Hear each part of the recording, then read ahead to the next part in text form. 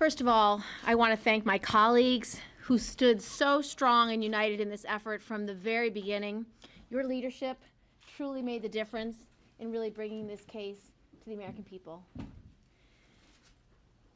I also want to thank all of the retired generals, former commanders, and veterans of every rank for making their voice heard, to make the military that they love so dear as strong as it can be. But who I want to thank the most are the survivors. Their courage to walk these halls week after week, month after month, is the story that needed to be told more than anything. Their courage and their willingness to relive the worst moments of their life, to explain to this Congress that trust within the chain of command has so broken that it needed this reform. We owe them a debt of gratitude, not just for their service, but for their willingness to come forward and demand change so that others do not suffer what they suffered. Many of them may not ever wear the uniform again, but they believe so strongly in these reforms that for a full year now, they have come to us to meet with senators and members of Congress to tell those stories of what they endured and why the system is so broken. Tragically, today the Senate failed them. Despite earning the support of a majority of the Senate, we fell 5 votes short of overcoming the 60-vote filibuster threshold. But none of us will walk away. We will not stop our efforts. We will continue to work harder than ever in the coming year to strengthen our military. Without a doubt, the National Defense Bill that we passed, Senator McCaskill's Victims Protection Act, are all good steps forward to help our victims and hold offenders accountable. But these steps that we have taken have not gone far enough. We know that the deck is stacked against victims of sexual assault in the military today. And today, sadly, we saw the same in the halls of Congress. For 2 decades, every Secretary of Defense has said zero tolerance for this crime, but all we have seen for nearly 25 years is zero accountability.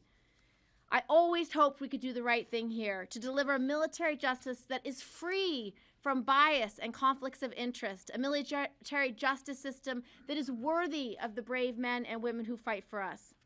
But today, too many of the members of the Senate have turned their back on these victims and survivors. As painful as today's vote is, our struggle on behalf of these brave men and women will go on. We owe so much to them who have so bravely served our country, and I will never quit on them. For the men and women who sign up and serve our country for all the right reasons, only to be betrayed twice by their assailant and then by their chain of command, if they can find the courage to make their voices heard, then we can certainly find the courage to stand on their behalf. We will continue this fight for justice and accountability. Senator Boxer. Thank you. Well, today, a minority of the Senate stopped justice in its tracks. But they have not stopped Senator Gillibrand. They have not stopped us. And I am so proud to stand here with Senator Gillibrand and my colleagues. And I am so proud, so very proud, of the survivors who, as the good senator from New York said, bared their souls, only to be rebuffed by a minority of the Senate. I'm proud of the women of the Senate. 17 out of 20 stood for justice with Senator Gillibrand. 17 out of 20. We will not be stopped. Look, I've been here long enough to see how sometimes change is painful and slow, but it happens. I've seen it, and we will see it again. And I want to say, when you get 55 votes for change, you are really close to that magic number, and we are not going to stop. And I will say this, because of the light that is shining on this issue, and shining brightly on this issue, we're going to see some improvements. So we have not lost everything. But I will tell you who won today. The forces of the status quo, the voices that echo in my ears since Tailhook, Zero tolerance, zero tolerance, zero tolerance. Democrats, Republicans, all administrations stopping us from bringing true justice. But Senator Gillibrand, 55 votes today, 55 to 45, stood with us for change, and we will not be stopped. Thank you so much. Thank you to Senator Boxer and to Senator Gillibrand. Thank you so much for your leadership. While we came up short today, we should be very proud of what has been accomplished. For the first time in history, a bipartisan majority in the Senate voted to implement much-needed reforms to the military justice system. And as Senator Boxer said, change doesn't happen overnight, but we've made progress. We've passed reforms in the NDAA last year, and we'll continue pressing for more. The message we sent today is clear. The Department of Defense's 20-year-old zero-tolerance policy isn't working, and it can't be tolerated any longer. Sexual assault can't be tolerated. It erodes the integrity of our military. I continue to believe that putting the decision on whether to go to trial in the hands of experienced military prosecutors is a common-sense change. It will promote transparency and accountability in the prosecution of these violent crimes. We have to reform the military justice system on behalf of the countless number of survivors. And like my colleagues here, I'm committed to continuing our work on this issue and hope we can continue to move forward in a bipartisan way. Thank Senator you. Blumenthal. Thank you. Thank you to Senator Gillibrand for her tireless and really unstinting leadership on this issue. She has been a profile in courage. And thank you to all of my colleagues, Senator Shaheen, Senator Boxer, others who were involved, Senator Hirona, and to Majority Leader Reid, who really gave us the opportunity to come forward and have a vote. Unfortunately, it was a vote on cloture, not a vote on the merits. So today, the United States Senate really took a step back from democracy because the majority of senators and the majority of Americans want this reform. So it will happen. Real reform has been delayed, but it won't be denied. There will be another day, and this system will be changed because the military itself will see the wisdom of it. And again, commanders have said to me that we can't tell you on the record, we can't say it publicly, but God knows, we'd be glad to be rid of these decisions. And they want to fight wars and train men and women and be the best military they can be without the burden of making these incredibly difficult. And they are excruciatingly difficult for prosecutors, not to mention for commanders. And they should be decisions made by prosecutors, experienced and trained, not by commanders. So the bottom line here is the system of military justice will never be the same again when it comes to sexual assault. The system of military justice on sexual assault has been changed forever because it is under a magnifying glass and a spotlight. And there is now an awareness and consciousness about this issue that spreads through the ranks. I say that as someone who has had 2 sons in the military, one right now in the Navy. And everyone has been watching this debate and knows what's at stake and how change must happen, how it is imperative for the strongest and bravest military in the world.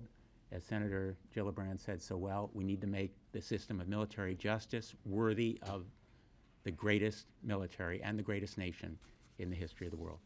Well said. Senator Gillibrand, Yep. do you believe that if President Obama had supported this bill, it would have been a different outcome? And are you disappointed he didn't? Yes, yes. What lengths did you go to try and get his support, and what did he tell you? I made my greatest case. I advocated for this position, this reform, and the president's been very clear. He wants to end sexual assault in the military. He wants it to be further studied, and he wants to see progress and whether it's been accomplished in the next year. Senator, what makes right now moment after Tailhook and many other scandals in the military. We come back to this issue, but it does. The proposals like yours seem to not be working out. So, say your question again. And what makes right now different after Tailhook, after every other scandal in the military? In terms of why we're working so hard now? Yeah. I think what's changed for me personally was I actually heard stories from victims directly. And those stories so went to the core of my soul in terms of injustice. The outrage in me just continued to grow with every victim story about how she was brutalized or he was brutalized and raped, but then had to endure the second failure within the military to not even listen to their stories, to say it's your fault, or, you know, you were the one drinking, or I'm going to prosecute you, to say I'm not going to do anything. Those stories make me so angry because, again, these men and women are our best and brightest. They deserve a military justice system worthy of their sacrifices, and we don't have that today. Senator, what's next for you on this? How do you try to go forward on this? Are you looking at making changes or some sort of compromise? We're going to keep working on the reform. We have another NDAA coming up soon enough. And so I'm going to keep working on this particular reform and also look at other reforms. As you know, I issued a letter to 4 of the largest bases, 1 for each service, asking for all the records of sexual assault, what was done, whether they were prosecuted, and what the convictions were, and what the penalties were. Because the AP story of what happened in Okinawa was alarming. Not only did the AP conclude that the disposition of these cases was chaotic, but they showed 2 examples where after a hearing and evidence was developed and prosecutors said move forward, commander said no.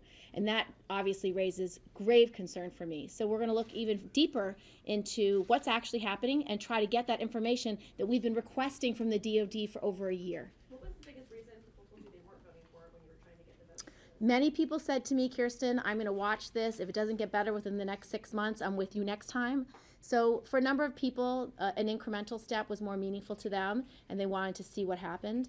I think there'll be many more senators who will side with us because this is a huge problem. And you know, I don't think anyone should be patting themselves in the back when they see the number of actual reports go up. It's not necessarily the percentage of reports have gone up because we don't know the raw numbers. So that's a disingenuous statement to be made. So when we do get the full numbers, how many rapes were there and how many were reported, then we'll know. But patting yourself on the back for 2 out of 10 being reported, I think is insufficient. One or two more. Were you surprised by the outcome today? I mean, how many votes did you think you had at one point? There was a couple who voted no who were original co-sponsors, and so they made their own determination, so I assumed they would be with us. Did they give you explanations for why they changed their mind? You can ask them. Last one. See any making any changes to this going forward, or are you going to try and just keep getting support for this specific proposal? I plan on trying to reform the whole system because, as I said, this is one fundamental problem that the victims have said they're not reporting these cases because they don't trust the chain of command. That's one issue that must be addressed. A second issue is the 1 out of 100 that actually ended in conviction. If we study last year what happened to those perpetrators who were convicted, a lot of them were given slaps on the wrist, no jail time, and insufficient penalties for the crimes they've committed. So that's another area of review. We all sit on the Armed Services Committee, so we just had a hearing, which both these senators participated in, about the suicide rates of people who don't have an opportunity to report because they're afraid or who don't get the mental health services they need are very high. PTSD among sexual assault survivors is 5 times greater. Do you see any tweaks to this chain of command proposal though going forward? No, I think this is a very strong proposal that has overwhelming support amongst the veteran community, amongst many former generals and commanders. I suspect we will also begin to hear more from active duty personnel who up until now have feared coming forward publicly. Senator, one of the criticisms on the floor today was that the bill did not increase the number of military lawyers, and there'd be increased work.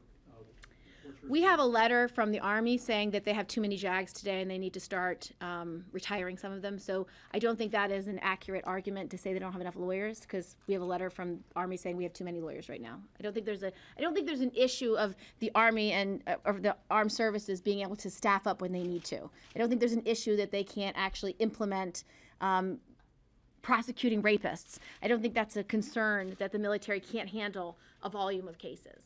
I think that's a misrepresentation. Senator, Speaker Boehner said today that he cited the changes in the NDAA this last year, and he said he doesn't see any reason to do anything beyond that. Do you have any reaction to that? He's wrong. Do you have anything you want to say? I think that's short-sighted, and I think our reforms, while all a step in the right direction, will not be sufficient to change 26,000 cases of sexual assault and rape last year alone. Thanks, everybody. Thank you for coming. Thank you. Thank you. Do you guys want to say anything else?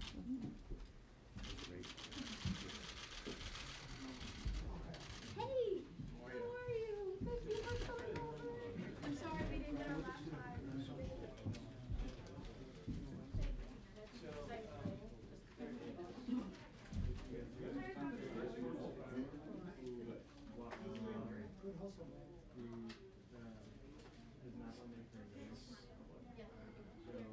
We just have one more senator who would like to say a word. Do you mind?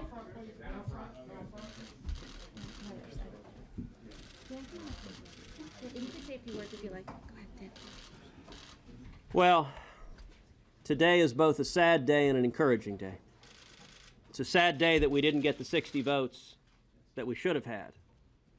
But it's an extraordinary day that 55 senators, a substantial bipartisan majority today, stood up and voted to provide serious reform to stop sexual assault in the military. Those 55 senators should be commended, and let me say, none more than Senator Kirsten Gillibrand, who has led this fight with a passion, with a tenacity.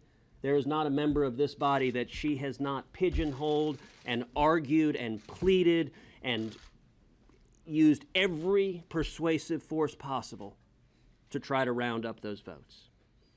We didn't get it accomplished today, but I think we traveled a long, long way to ultimately fixing this problem. In my view, this bill is common sense. This bill is the right thing to do to protect the men and women of the military. For me, I've tried to think about this issue. I approached it with an open mind. We're on the Armed Services Committee together. The first hearings, I didn't know what I thought about this. I wanted to hear the arguments on both sides. I wanted to listen to the evidence, listen to the data.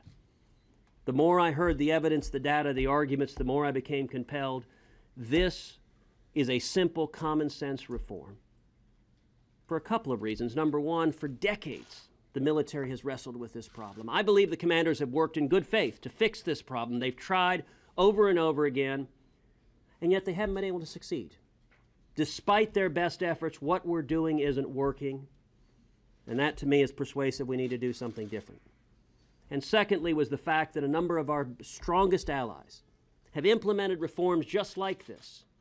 The United Kingdom, Israel, Canada, and they have not seen any diminution in good order or discipline. The challenge that we heard over and over again is victims of sexual assault are afraid or unwilling to come forward and report the assault because they don't believe they'll be prosecuted fairly. I think it makes far more sense to have the prosecution decisions made by an impartial military prosecutor. You know, the final thing I'll say is I tried to approach this issue from the perspective of a dad. Heidi and I have 2 little girls, and I spent a lot of time in those hearings thinking about, they're right now 3 and 5, but thinking about if 20 years from now, Caroline or Catherine chooses to serve, what are the rules that I'd want in place for my little girls?